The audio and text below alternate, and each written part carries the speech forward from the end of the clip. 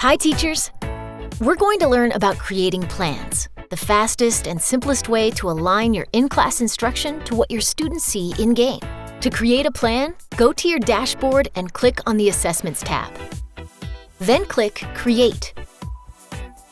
Choose Plans, then click Continue. Now choose your grade and domain from the drop-down menus. Then use the search bar or drop-down menu to choose the standard you want your students to practice.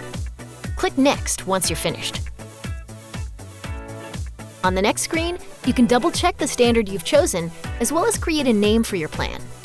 Once you're done, click Next.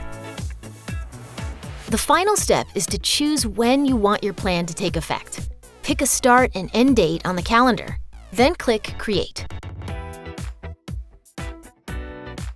The pop-up that appears will tell you exactly how long your students will need to play Prodigy per day to complete your plan. You can click Adjust Date Range if you want to make adjustments, or Got It if everything looks good. Because plans only cover one standard, be sure you aren't setting them for too long. Try to match the length of time of the plan to how long you will spend covering the subject in class.